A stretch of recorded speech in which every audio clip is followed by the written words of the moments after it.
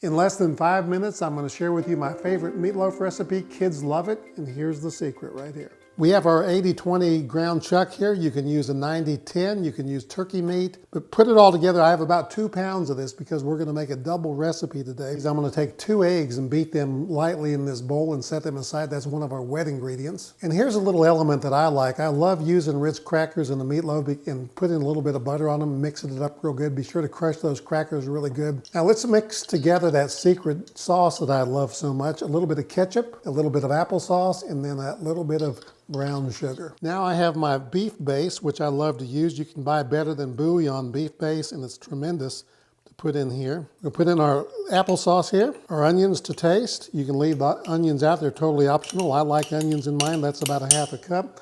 Again, the description and the recipe will be below. Some green onions. Now I've got another video to show you how you can mask those onions, and I'll put a link right above. And then we have our dry ingredients. We put a little bit of butter on that. And I think this does better than panko or any kind of breadcrumb because these Ritz crackers just kind of give it a depth, and especially with the butter on it. We're going to add in a little bit of garlic, a little bit of onion powder, a little bit of that famous worst sauce, Worcestershire sauce. I never can pronounce that. Dump it in there. And a little bit of salt and pepper to taste. Tell you what, folks, I'm really excited about this meatloaf, and I hope you try it because it's really great. Send me your meatloaf recipe. A couple people have done that, and I've actually cooked their recipes online. Tell me what your favorite one is and why. We may do it on the channel and give you all the credit for it. So what we want to do is keep that meat cold as long as possible in the refrigerator, and try not to overwork it. Just try to work those ingredients in. You don't want to overwork the meat. Now I'm going to put my meat, about 1 pound, into each one of these tins here. Now once I've got all this into the pan, and it looking pretty good, it looks like it's binding really well. I'm going to come in here and take my fingers, and right in the middle I'm going to create a little trough or a well, because eventually that's where our topping is going to go, right inside that. Put our meatloaf in the oven, preheated 350 degrees. We're going to come back and check that in about 35 minutes or so, and then we're going to top it with our fabulous sauce. All right, they've been in about 35 minutes, and we'll pull these out. They're shaping up pretty nicely.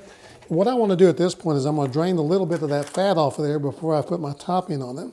And now it's time to put our famous little sauce on it. It's a little different than most of the time. Put a little bit down in that little trough that we built. Now we're going to go back in the oven, probably about 10 minutes or so, and let this sauce set up a little bit.